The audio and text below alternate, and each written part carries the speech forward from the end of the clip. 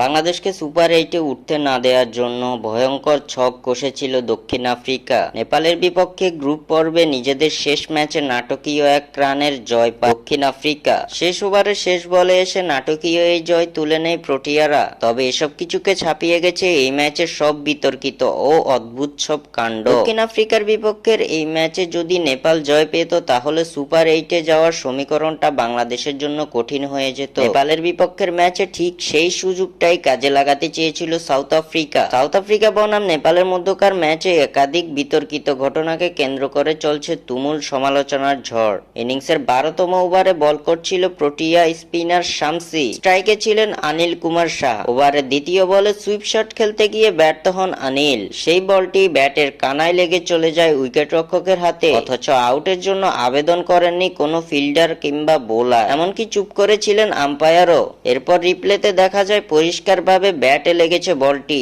এবং স্বাভাবিকভাবে আউট হতো এটি, কিন্তু আবেদন না করার কারণে আম্পায়ার কোনো সাড়া দেননি। এ তো গেল একটি ঘটনা। দ্বিতীয় ইনিংসের শুরুতে রাবাদার বলে ক্যাচ তুলে দেন নেপালের ওপেনার আসিফ শেখ, কিন্তু সহজ সেই ক্যাচটি যেন ইচ্ছা করেই ছেড়ে দেন কাগিসো রাবাদা। শুধু এই ঘটনাগুলোই না, এমন আরো অনেক বিতর্কিত ঘটনা অবাক করেছে ভক্তদের, বিশেষ করে শেষ বলের নাটকীয়তা। শেষ বলে নেপালের প্রয়োজন ছিল 2 রানের, কিন্তু সেই বলটি ব্যাটে লাগাতে পরাস্ত হন নেপালের ব্যাটার। ফলে বল চলে যায় উইকেট রক্ষকের হাতে। সঙ্গে সঙ্গে দৌড়ে রান নিতে গিয়ে হঠাৎই থেমে যান নেপালের ব্যাটার, যার ফলে রান আউটের শিকার হয়। নিশ্চিত জয়ের ম্যাচ হাতছাড়া করেছে নেপাল।